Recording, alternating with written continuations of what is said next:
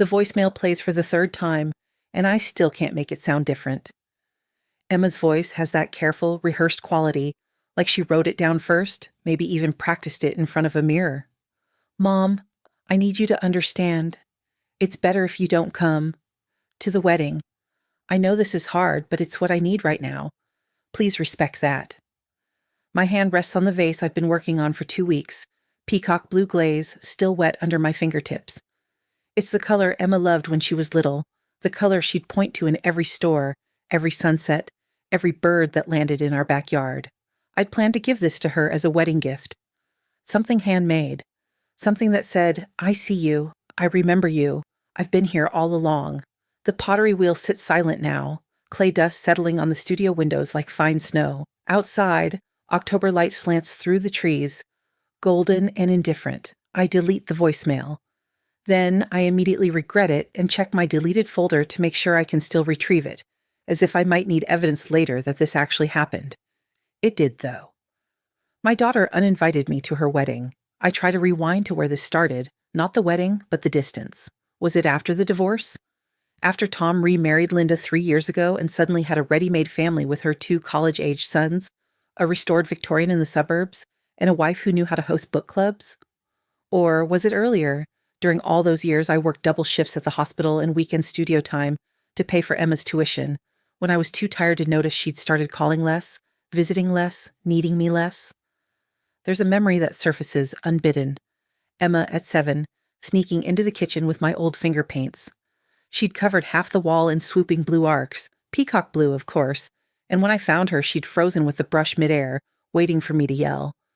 I'd knelt down instead, dipped my own hand in the paint, and added a handprint next to her design. She'd laughed so hard she got hiccups. I painted over that wall when she left for college. Neutral beige, landlord approved, sure. What could go wrong? My phone buzzes. Tom. I let it ring twice before answering. Grace. His voice has that apologetic edge that's become his default tone with me, like he's perpetually sorry for something he can't quite name. Did you talk to Emma? She left a voicemail. Silence. Then, I tried to talk to her. She won't budge. I pick up a wire tool and scrape dried clay from the wheel's surface, watching it fall in thin curls. What exactly did you try to say, Tom? That you're her mother? That this is... He exhales. She says it's complicated, that there's been tension and she wants her day to be peaceful. I think Linda might have... He stops himself. Might have what? Nothing. Never mind. But it's not nothing. Linda has been carefully, methodically rewriting the narrative of our family since the day she married Tom. Emma's mom becomes Emma's difficult mom. Tom's ex-wife becomes the one who made things hard. I become a footnote with an attitude problem. Tom, I never made any of this hard. I worked. I raised our daughter. I didn't fight you on custody or money or any of it. I know. He sounds tired. Can we meet? Talk about this in person? The coffee shop is Tom's choice, one of those aggressively rustic places with Edison bulbs and reclaimed wood tables. He's already seated when I arrive, stirring sugar into something that costs $7. He stands when he sees me, then seems unsure whether to hug me or not. We settle on a small wave. Thanks for coming, he says. I order black coffee, nothing else, and sit across from him. He looks older than I expect every time I see him, grayer, softer, round the middle, wearing a quarter-zip pullover that screams remarried dad, trying to look approachable. So, I say. So. He wraps his hands around his mug. Emma called me last night. She's adamant about this. Did she say why? She said, he shifts in his seat. She said you've been distant, that when you do talk it feels strained, that Linda's been really involved in the wedding planning, and it's been nice to have that support, and having you there would create tension. I let that sit between us, distant. As if I'm the one who stopped calling, as if I didn't leave 3 voicemails last month that went unreturned until Emma finally texted back. Busy with wedding stuff, talk soon. Tom, when's the last time you asked Emma why she's been distant with me? That's not fair, isn't it? I take a sip of coffee, it's burnt.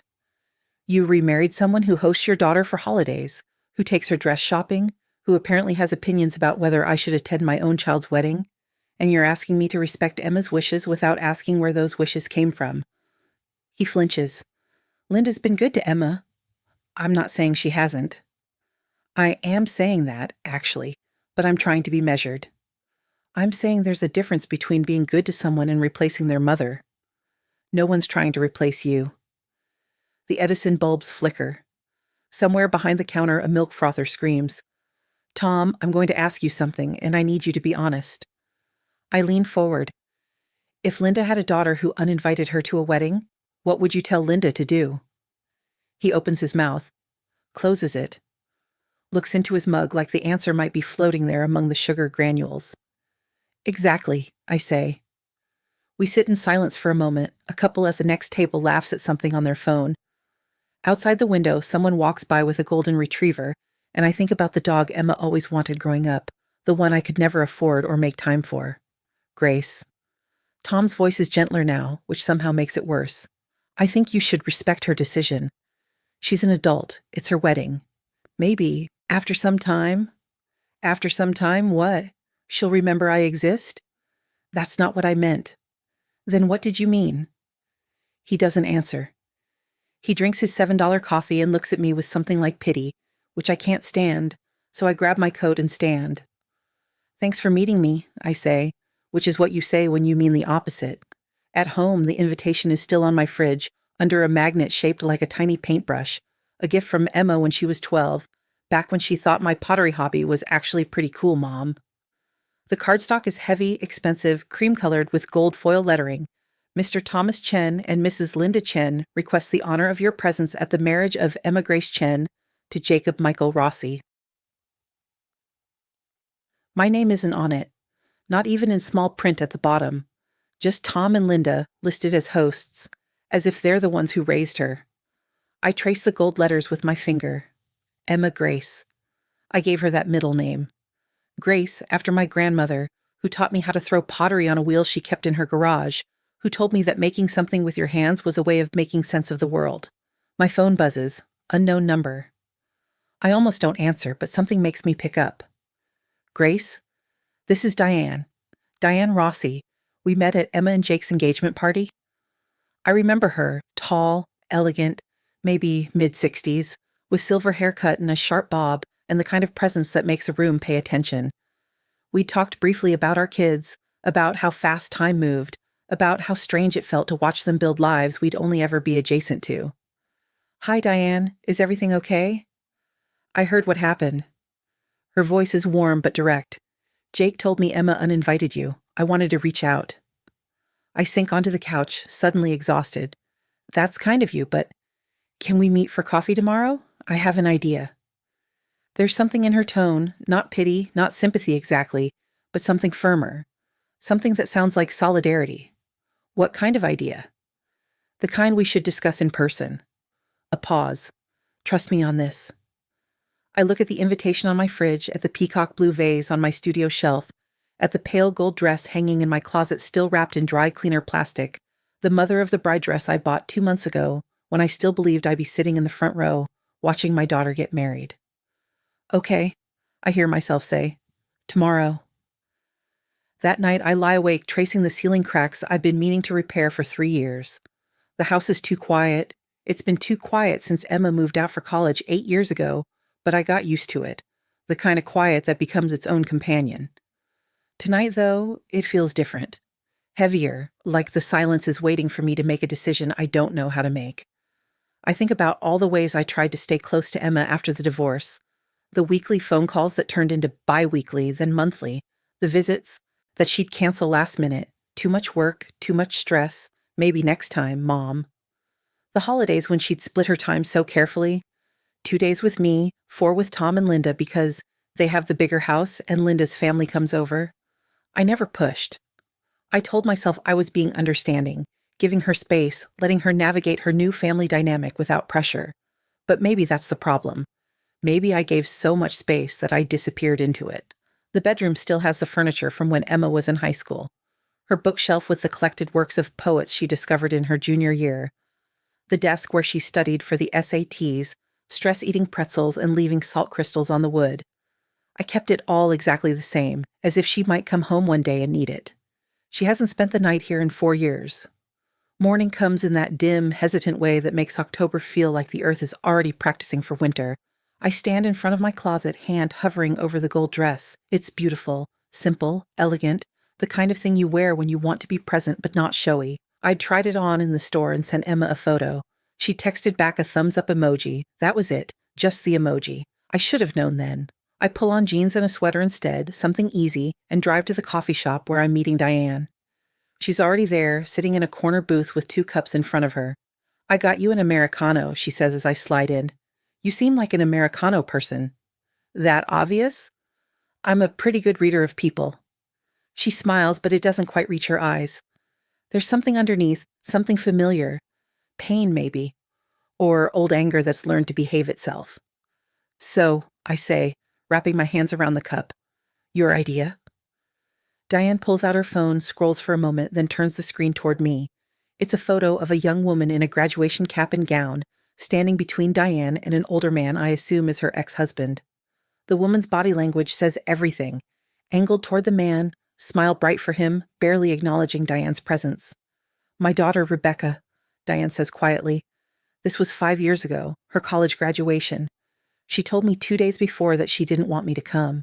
Said her father's new wife had been so supportive during her senior year, helping her with job applications, and it would be easier if I wasn't there. Too much tension, she said. I stayed home. I respected her wishes." She takes the phone back, looks at the photo for a moment, then locks the screen. Biggest regret of my life. I don't know what to say.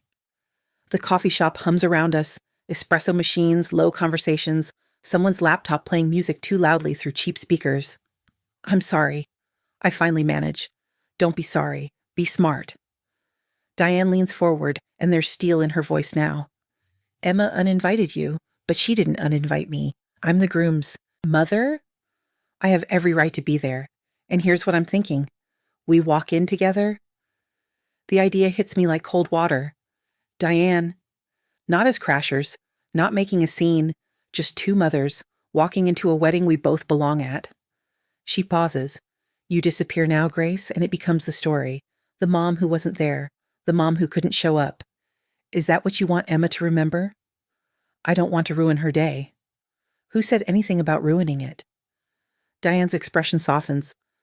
"I'm talking about being present, about refusing to be erased, about showing your daughter that mothers don't just vanish because someone decided we're inconvenient." I stare at her, this woman I barely know, who's offering me something I didn't know I needed. Permission, maybe, or partnership. The audacity of it settles in my chest like a held breath. "Why are you doing this?" I ask.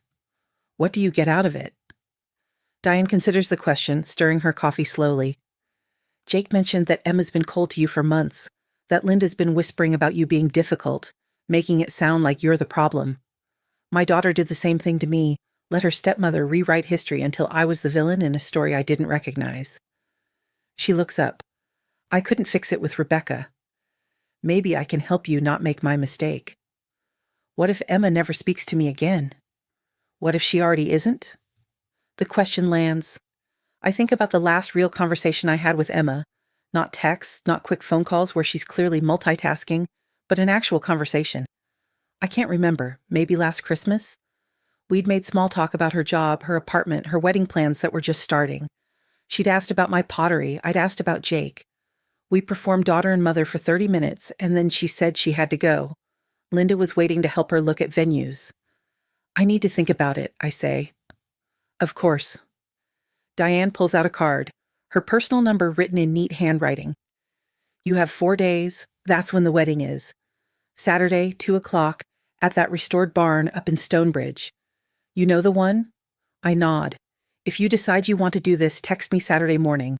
I'll wait for you in the parking lot. We'll walk in together." She stands, gathers her coat. "And Grace? Whatever you decide, don't let anyone tell you that being a mother means making yourself small. We've been doing that long enough." The pottery studio feels different when I return, smaller somehow, or maybe I'm just seeing it differently. The vase sits on the shelf where I left it, peacock blue glaze catching the afternoon light. I pick it up, turn it slowly in my hands. The proportions are off. I've known it for days, but kept working on it anyway, Kept trying to force it into something perfect. I should start over, but starting over means admitting the last 2 weeks were wasted, and I'm not sure I can afford to waste anything else right now. Mara, my studio assistant, pokes her head in from the supply room. She's 23, art school dropout, with the kind of raw talent that makes me both proud and jealous. Hey, you okay? You've been staring at that vase for like 10 minutes. I'm fine. You're a terrible liar. She comes closer, wiping clay dust on her apron. What's going on? I set the vase down, maybe harder than I intend. My daughter uninvited me to her wedding. What? Why? Complicated family dynamics. Her father's new wife. The usual modern family disaster. Mara winces. That's brutal. What are you going to do? I tell her about Diane, about the idea of walking in together. Mara listens with the intensity of someone who hasn't yet learned that most problems don't have clean solutions, that sometimes you just have to sit in the mess and wait. That's either the bravest thing I've ever heard, she says finally, or completely unhinged. Yeah, I can't figure out which. Does it have to be one or the other? She picks up a clay tool, examines it. Maybe it's both. Maybe brave things always look a little unhinged from the outside. I laugh despite myself. When did you get so wise? I've been listening to you talk about pottery philosophy for 2 years. Some of it stuck. She grins. For what it's worth, I think you should do it. Your daughter needs to see that she can't just delete you from her life because someone else decided you're difficult. The word, difficult, sticks in my throat. It's such a convenient label. Difficult women. Women who don't accommodate, who don't smooth things over, who don't disappear when asked. I spent years after the divorce trying to prove I wasn't difficult. Agreeing to custody arrangements that favored Tom, never complaining when he was late with support payments, smiling through Emma's stories about how great Linda was, how Linda helped her study for finals, how Linda knew this amazing career counselor. Maybe difficult is just another word for present. That evening, I call Tom. He answers on the first ring. Grace? I'm considering doing something you're going to hate. Silence. Then, what kind of something? I tell him. He makes a sound like air leaving a tire. You can't be serious. I'm very serious. Grace, that's... He struggles for words. That's going to make everything worse. Emma will never forgive you. Linda's worked so hard to make this wedding perfect, to make Emma feel included in our family. Included? The word comes out sharper than I intend. Tom, Emma was born into my family. She doesn't need to be included. She needs to be reminded that I still exist. This is exactly what Emma was talking about. This attitude, this need to... To what? To be her mother? To refuse to disappear? I'm standing now, pacing my kitchen. Tell me what you would do, Tom. If someone told you not to come to Emma's wedding, what would you do? That's different. Why? Because you're the dad and I'm just the difficult ex-wife? I never said that. You didn't have to. I take a breath, force myself to calm down. I'm not asking for your permission. I'm telling you what I'm planning to do. You can tell Linda, tell Emma, tell whoever you want. I'm going to that wedding. Grace. I've spent 3 years making myself smaller so Emma could have her new family. I'm done shrinking. I hang up before he can respond. My hands are shaking. The house feels too small suddenly, walls pressing in. I grab my coat and keys and drive without thinking, ending up at the park where I used to take Emma when she was little. There's a playground, mostly empty now in the fading light. I sit on a bench and watch 2 kids on the swings, their mother standing nearby with her phone out, ready to catch whatever moment comes next. Emma learned to pump her legs on these swings. I can still see her, 6 years old, determined to go higher than any kid had ever gone. Watch me, Mom, she'd yelled. Watch how high I can go. And I'd watched, heart in my throat, ready to catch her if she fell. When did I stop being the person she wanted to watch her? The gold dress hangs in my closet like a question I can't answer. I pull it out, hold it up to the bedroom mirror. The color is perfect, warm but not loud, elegant but not trying too hard. I bought it thinking about front row photos, about standing next to Emma and getting ready pictures, about the moment she'd turn around after saying her vows and see me there, proud and present. Now the dress feels like evidence of my own stupidity, proof that I'd believed in a version of this day that was never going to happen. I should return it, get my money back. Instead, I hang it on the bathroom door and turn the shower to steam, watching the wrinkles slowly disappear. My phone buzzes. A text from an unknown number. This is Diane. No pressure, but I meant what I said. You belong there. Think about it. I think about Rebecca, Diane's daughter, and wonder if she regrets what she did. If she looks back at her graduation photos and notices the empty space where her mother should have been. If she's ever apologized or if the distance just became permanent, one of those family wounds that scars over but never quite heals. I text back, still thinking. 3 dots appear, then disappear, then... That's all I ask. The next 2 days pass in a strange fog. I work on pottery I'll never finish, avoid calls from Tom, and rehearse conversations with Emma that will never happen. In one version, I'm calm and articulate, explaining exactly why I need to be at her wedding. In another, I'm angry, listing every sacrifice I made, every time I put her first. In a third, I'm just sad, asking her when I stopped being someone she wanted in her life. None of the versions feel true. On Friday morning, I pull out my laptop and look up the venue. Stonebridge Barn, restored Victorian barn with exposed beams and string lights, capacity 200, sits on 15 acres of rolling hills an hour north.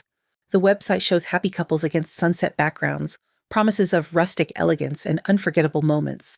I click through the gallery until I find a photo labeled Ceremony Space, rows of wooden chairs facing a stone fireplace, windows letting in golden light. I try to picture myself there.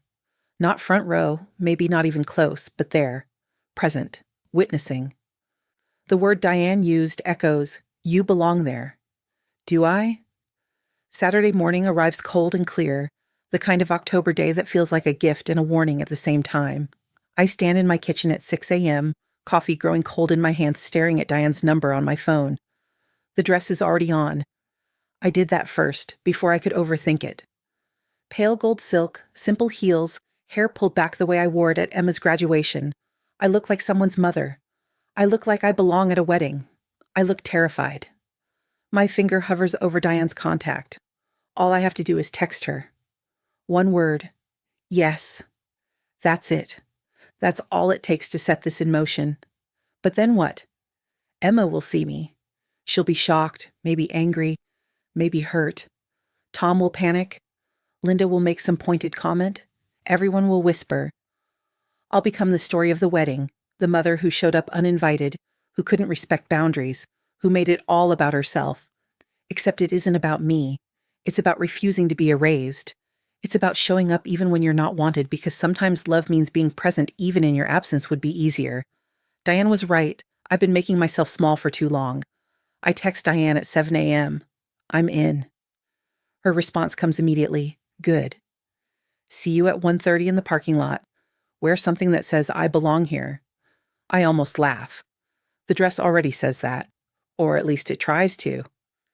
The drive to Stonebridge takes an hour, and I spend every minute of it arguing with myself. I turn the radio up loud, some 80s station playing songs I used to dance to in my 20s, and try not to think about what I'm doing. But my brain won't cooperate. It keeps offering me exit ramps, both literal and metaphorical. I could turn around. Text Diane that I changed my mind, show up at the studio instead, and throw pottery until my hands ache and my mind goes quiet, but I keep driving. The barn appears around a curve in the road, white with black trim, string lights already glowing even in daylight, surrounded by maples going orange and gold. Cars fill the parking lot, guests in wedding clothes making their way toward the entrance. I spot Tom's car immediately, the silver SUV he bought after he married Linda. It's parked close to the entrance because of course it is. Diane's car is at the far end of the lot, navy blue sedan, and she's standing beside it in a sharp navy dress that looks expensive and intentional. Her silver hair catches the light. She sees me, raises a hand. I park 2 spots away and sit for a moment, hands still gripping the wheel, through my windshield. I watch a couple walk by, laughing about something. The woman adjusts the man's tie. They look happy. They look like people who belong. My door opens. Diane is standing there, holding out a hand. You came, she says. I'm here. I take her hand, let her pull me up and out of the car. I might throw up, but I'm here. That's the spirit. She looks me over, nods approvingly. You look beautiful, like exactly what you are. The mother of the bride. The uninvited mother of the bride. The present mother of the bride. She links her arm through mine. Ready? I'm not. But I nod anyway. We walk across the parking lot together, two women in our best clothes, refusing to be footnotes. The gravel crunches under our heels. Ahead, the barn doors are open, music drifting out. Something classical, probably the prelude. We're not late, but we're cutting it close, which is probably strategic on Diane's part. Less time for anyone to intercept us. The entrance is decorated with white flowers and trailing greenery. A young woman with a clipboard stands just inside, greeting people with the kind of aggressive cheerfulness that wedding coordinators specialize in. "Welcome," she says brightly. Then she looks at her clipboard, looks at us, looks confused. "Names?" "Diane Rossi," Diane says smoothly. "Mother of the groom." The coordinator checks her list, makes a mark. "Perfect. And you are?" She looks at me expectantly. "Grace Chen," I say. My voice comes out steadier than I feel. "Mother of the bride." The coordinator's pen stops midair. Her smile freezes. "Oh, there must be some. Let me just check. Is there a problem?" Diane's tone is pleasant but firm. "No, Mrs. Chen, I was told you weren't." The poor woman is clearly panicking, probably running through her wedding coordinator training about how to handle unexpected situations without causing a scene. "I'm here now," I say simply. The coordinator looks torn between her clipboard and the reality standing in front of her. Music swells from inside the barn. Guests are still filing in. In about 10 minutes, the ceremony will start. "Of course," she finally says, stepping aside. "Please go ahead. Ushers will seat you." We walk past her into the barn, and I feel her eyes on my back. Feel her probably texting someone urgently, Tom, maybe, or Linda, or the wedding planner. But we're inside now. We're here. The barn is more beautiful than the photos suggested. Exposed wooden beams, Edison bulbs strung in perfect lines, windows letting in afternoon light that turns everything golden, white chairs arranged in rows, maybe 150 people already seated. Flowers everywhere, white roses, greenery, elegant and simple. An usher approaches, young guy in a suit, looks uncertain when he sees us together. "Mother of the groom," Diane says, "and mother of the bride." His eyes widen slightly, but he recovers. "Right this way." He leads us down the aisle, and I feel every eye turn toward us. The whispers start immediately, that particular kind of hushed murmur that spreads through a crowd like wind through grass. I keep my eyes forward, my hand resting lightly on Diane's arm. We're doing this together. I'm not alone. The usher stops at the fourth row, not front, not back, a compromise position that feels right. We slide into our seats and I set my purse down. I brought white roses for myself, the kind I carried at my own wedding, and they sit now in my lap like a small act of defiance. Diane leans close. "You okay?" "Ask me after." "That's fair." I look around carefully, trying to see without being obvious about it. The front row on the left holds Tom, Linda, and Linda's two sons, all of them dressed impeccably, looking like a magazine spread about blended families. Linda's blonde hair is perfect. Tom's tie matches her dress. They look happy and settled and like exactly the family Emma apparently wants. On the right, the front row holds Diane's ex-husband and his second wife, plus what must be Jake's siblings. Everyone in their places, everyone invited. And then there's me, fourth row, with the groom's mother, holding flowers I brought myself because no one else thought to get them for me. A movement catches my eye. Tom, turning around, scanning the crowd. His face goes pale when he spots me. He half stands, mouth opening like he's going to say something, but Linda grabs his arm and pulls him back down. They have a quick, urgent conversation, heads bent together. Linda's neck is rigid with tension. I look away. This isn't about them. The music changes, shifts into something more formal, the processional. It's starting. My heart hammers so hard I can feel it in my throat. Emma hasn't seen me yet.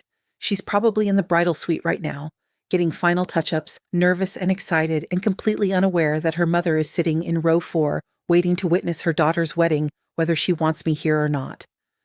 Is this brave or unhinged? Mara's question echoes. Maybe both. Maybe it doesn't matter.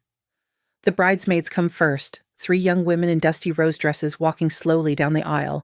I recognize one from Emma's college years. They smile at the crowd, at Jake, who's now standing at the altar looking nervous and young and ready. Then the music swells into the bridal march. Everyone stands. I stand with them, Diane beside me, both of us turning to look toward the entrance. And there she is. Emma, my daughter. She's in a white dress that flows like water, simple and elegant, her dark hair pulled back with flowers tucked in. She's holding Tom's arm, and they're paused at the entrance, and she's smiling that bright, camera-ready smile that I've seen 1,000 times. They start walking. 3 steps, 5 steps. Emma's eyes scan the crowd and land on me. The recognition is instantaneous. Her smile falters. She actually stops walking, and Tom has to steady her. Even from here, I can see the shock ripple through her, the way her whole body tenses. Our eyes meet. I don't look away. I don't apologize with my expression. I don't try to make myself smaller. I just stand there, present, one hand resting on the roses in my lap, and I let her see me.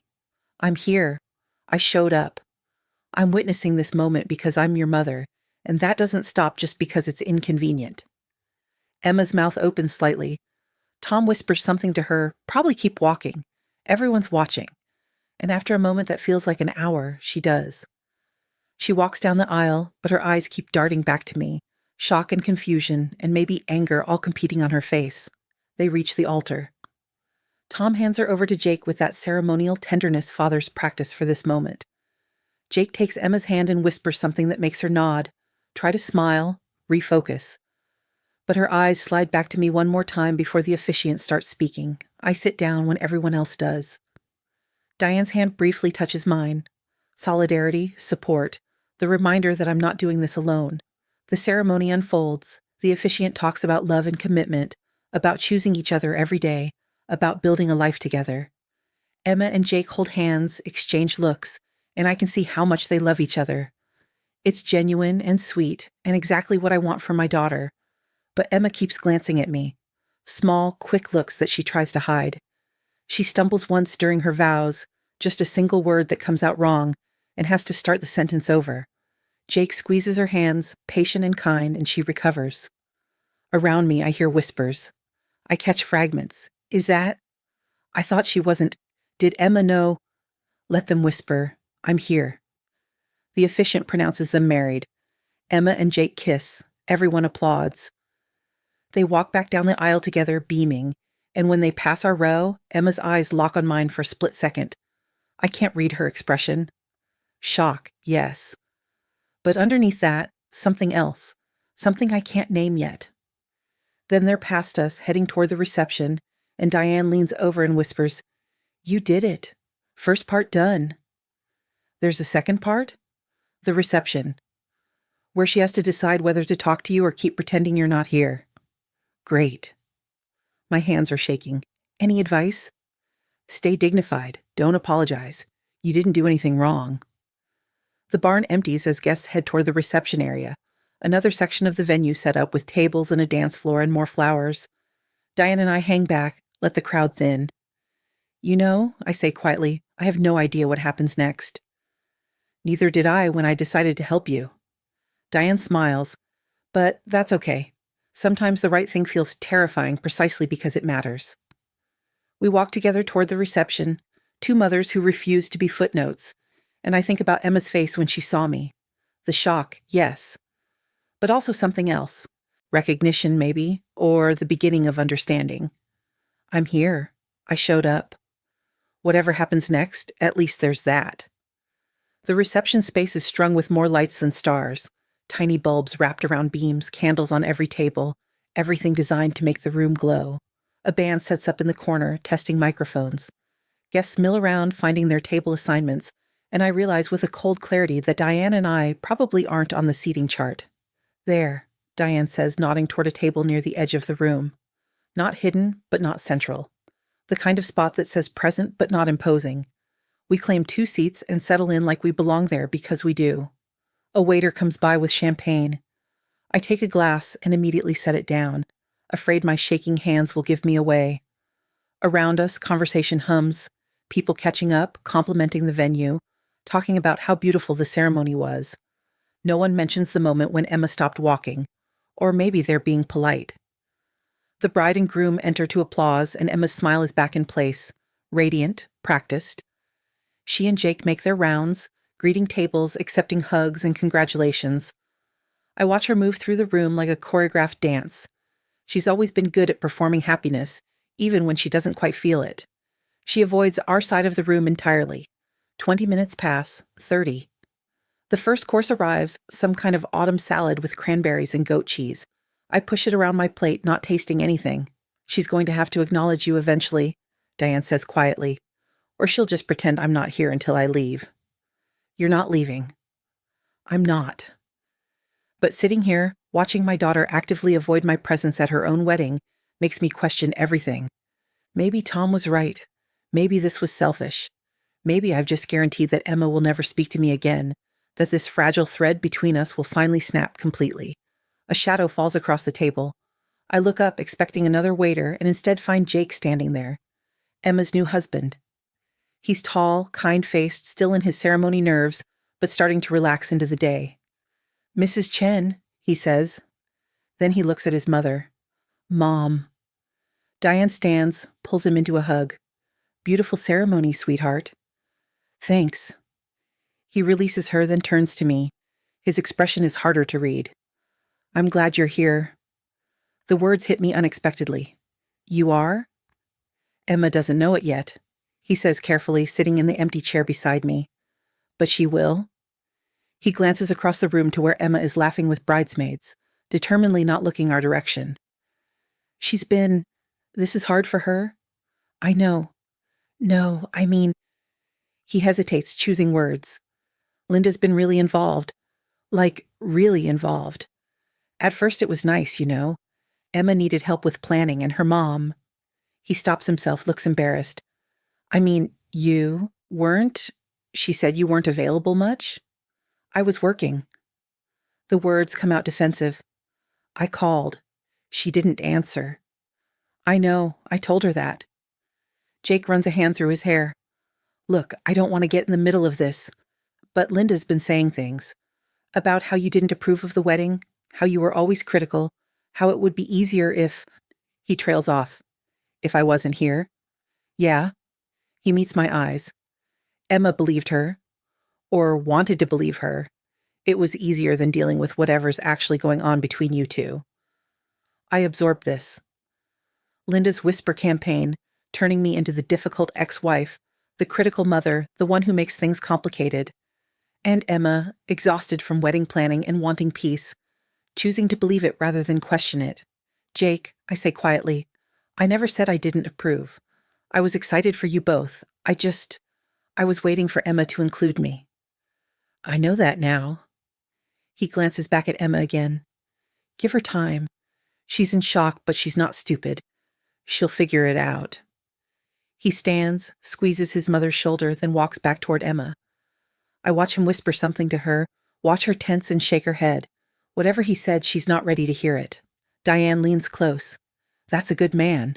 You raised a daughter who chose well. I'd like to think I had something to do with it. But did I? How much of Emma's life have I actually been present for these last few years? How many moments did I miss while trying to be accommodating, while giving her space, while not pushing? The speeches start. Tom stands first, tells a story about Emma as a little girl that I remember differently. He was barely there for that phase, too busy with work, but he tells it well, makes everyone laugh, and ends with a toast about new families and blended love. Linda dabs at her eyes with a tissue. Then it's Diane's turn. She talks about Jake with warmth and humor, tells a story about him at 10 years old trying to bake her a birthday cake and setting off the smoke alarm. Everyone laughs. She ends with, to Emma, who had the wisdom to choose my son, and to all the mothers here who helped shape these two people into who they are today.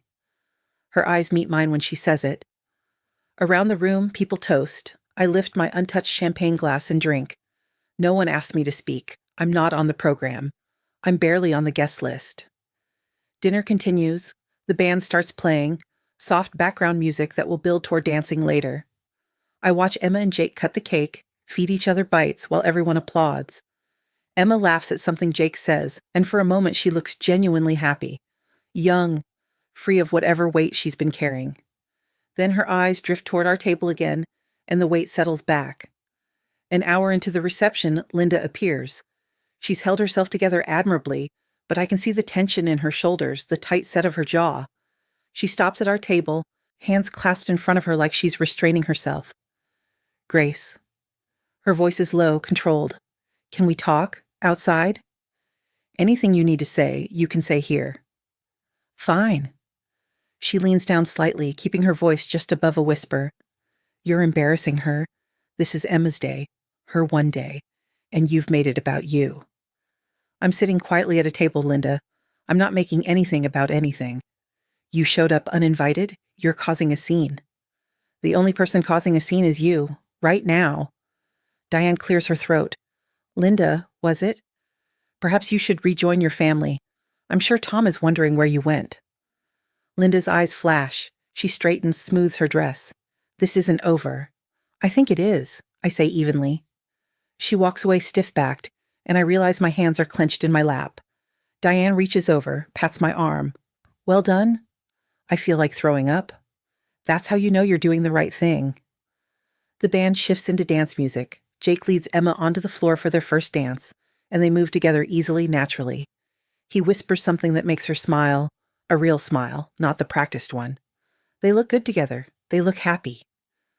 I let myself feel that, the happiness for her, the pride. Underneath the hurt and confusion and anger, I'm still her mother. I still want her joy. The song ends, the band invites everyone to join them, couples fill the dance floor, Tom and Linda, Diane and her ex-husband surprisingly civil, friends and family swaying to something slow and romantic. I stay seated, and then Emma is walking toward me. My heart stops. She moves through the crowd with purpose, her white dress catching the light, and I can't read her expression. Angry, sad, determined, all three. She stops at the table, looks at Diane, then at me. Can we talk? Her voice is tight. Alone? Diane stands immediately. I need to find the ladies' room anyway. She leaves, and it's just Emma and me, separated by 3 feet and 3 years of accumulated distance. Emma sits in the chair Jake occupied earlier. She doesn't look at me directly. Instead, she studies her hands, the wedding ring now on her finger. Why are you here? She finally asks. Not cruel, but raw. Because I'm your mother. I told you not to come. I know. So why? Her voice cracks slightly. Why couldn't you just respect that? Just this once, why couldn't you do what I asked? I choose my words carefully. Because what you asked was for me to disappear, and I can't do that, Emma. I won't. It's not about disappearing, it's about... She stops, frustrated. There's so much history, so much tension. Linda's been really good to me, Mom. Really present. And I just wanted one day without... Without what? Without your mother? Without feeling caught in the middle. The words burst out and she looks around quickly, checking if anyone heard. She lowers her voice. Do you know how hard it's been? You and Dad divorced, and I tried to be okay with it. Then he married Linda, and I tried to be okay with that. And you were always so quiet about everything, never complaining, never pushing, just disappearing. So when Linda offered to help with the wedding, really help, I said yes. And it was easier. It was so much easier to just let her replace me. Emma's eyes fill. That's not fair, isn't it? I keep my voice gentle. Emma, I gave you space because I thought that's what you needed. I didn't fight for custody or push for more time because I wanted you to have peace. I worked extra shifts to pay for your college and never complained because I wanted you to have opportunities. And somewhere in all that space I gave you, I disappeared. Not because I wanted to, but because it was easier for everyone if I did. A tear slips down her cheek. She wipes it away impatiently. I didn't mean for it to happen like that. I know you didn't. I leaned forward. But it did happen. And when you uninvited me to your wedding, I had a choice. I could respect your wishes and disappear even more. Or I could show up anyway and remind you that mothers don't just vanish because someone decided we're inconvenient. You think I find you inconvenient? Don't you? She doesn't answer. The silence stretches between us, filled with years of things unsaid, calls not returned, holidays carefully divided.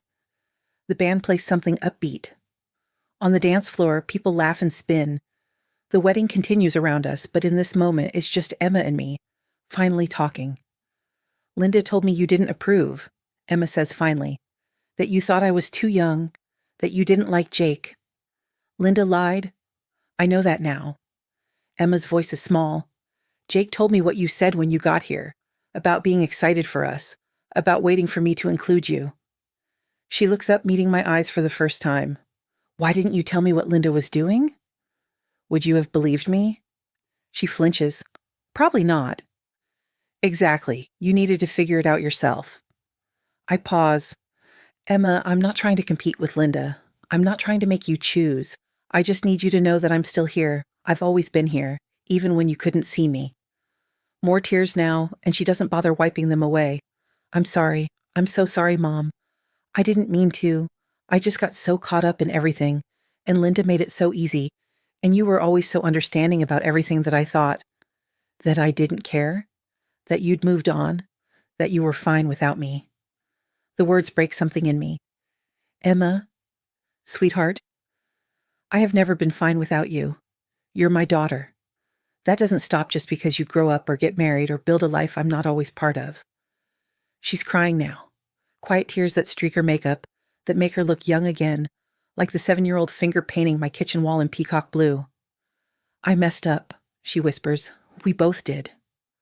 I reach across the table, and after a moment, she takes my hand. Her fingers are cold. But we can fix it if you want to. I want to. She squeezes my hand. I really want to. We sit like that for a moment, holding hands across a table at her wedding reception while the party continues around us. It's not a perfect reconciliation. We haven't fixed 3 years of distance in one conversation, but it's a start. Emma pulls back, wipes her face, laughs a little. My makeup must be destroyed. You still look beautiful. Liar. But she's smiling. Will you stay for the rest of the reception? If you want me to. I do. She stands, hesitates, then comes around the table and hugs me, quick and fierce. I hold her, breathing in the scent of her perfume and hairspray and white roses, and feel something settle in my chest. Not resolution exactly, but possibility. Thank you for coming, she whispers into my shoulder, even though I told you not to, especially because I told you not to. She pulls back, smooths her dress, and heads toward the bathroom to fix her makeup. I watch her go, this girl I raised, this woman I'm still learning to know. Diane returns, slides into her seat. How did it go? Better than expected? Good. She raises her champagne glass. To mothers who show up. I raise mine. To mothers who refuse to disappear. The reception continues. Emma dances with Jake, with Tom, with her bridesmaids. She catches my eye once from the dance floor and smiles. Tentative but real. Progress. Tom approaches me later, looking uncomfortable. Grace, can I apologize? For what specifically? For not seeing what Linda was doing. For not protecting Emma from... He stops. For making it easy to push you out. Tom, Emma made her own choices. So did you. So did I. I stand, face him properly. But going forward, Emma needs both her parents. Not in competition, just present. He nods, relief crossing his face. Agreed. Linda never approaches me. She stays on her side of the room, occasionally glancing over with an expression I can't quite read. I don't care. This was never about her. As the evening winds down, as guests start leaving and the band plays their final songs, I find myself standing at the edge of the dance floor, watching Emma and Jake sway together. They look tired and happy, the way couples do at the end of their wedding day. Everything ahead of them, everything possible. Diane appears beside me. Ready to go? Almost. I turn to her. Thank you for this, for helping me be brave. You were always brave, Grace. I just gave you permission to act on it. She smiles. Besides, I told you, I couldn't fix things with my daughter. Maybe helping you fix things with yours is the next best thing. We hug, two mothers who met as strangers and became allies in the space of a week. Emma catches me before I leave, pulls me aside one more time. Will you come over next week, for dinner, just us? I'd like that.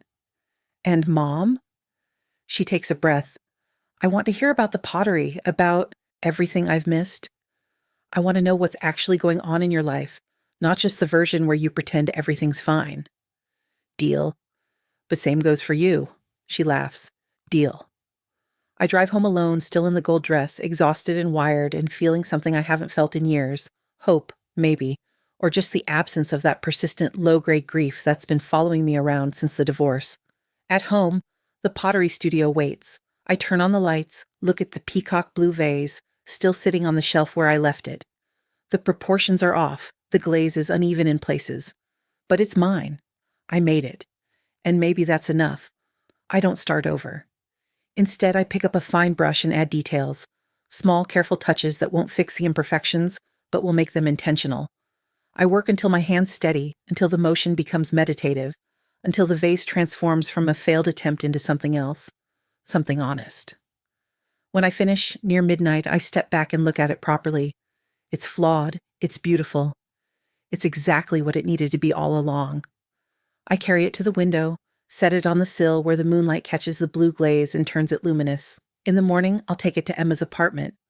Not as a wedding gift anymore, but as something else. A reminder that we're both still being made. That cracks don't mean broken. That mothers and daughters, like pottery, are strongest when they're shaped with intention and patience and the willingness to start again. Outside, November wind moves through the trees. Inside, I stand in my gold dress in my pottery studio, surrounded by things I've made with my own hands, and I think, I showed up. I was present. I refused to disappear. And that, finally, is enough.